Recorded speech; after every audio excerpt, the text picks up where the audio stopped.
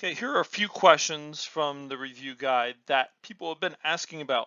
So this is in section number 6.4. This is number 3. It says Kayla is making our project with 3¼ inch strips of fabric.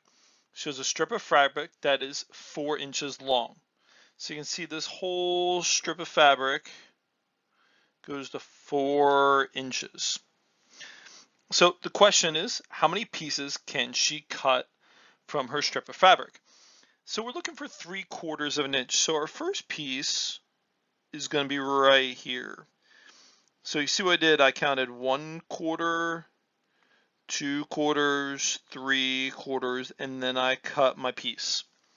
And I'm going to repeat this process. 1/4, 2/4, 3/4, cut.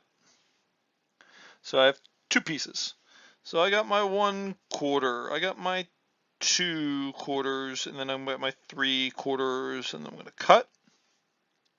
I'm going to keep repeating that process. 1/4, 2/4, 3/4, cut. Let's do it one more time. 1/4, 2/4, 3/4, cut.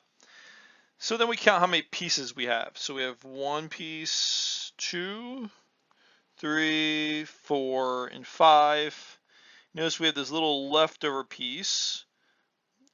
We're not going to include that because she has to make sure that each of her strips is 3/4 of an inch.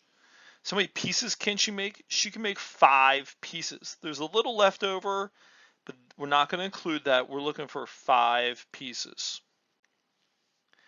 Then Mrs. Martin's science class was studying insects.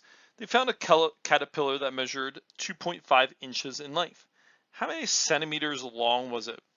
So for this one, we know that 1 inch is about 2.5 centimeters. And so what I'm going to do is I'm going to try to set up a proportion here, or equivalent fractions. So I can say that 2.5 is over some number. I don't know what that number is, but here's how I can find out.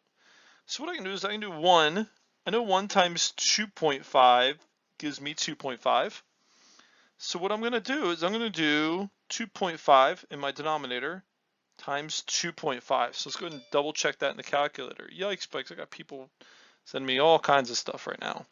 2.5 times 2.5 equals 6.25 centimeters. And so in here, we're going to say about how long was it?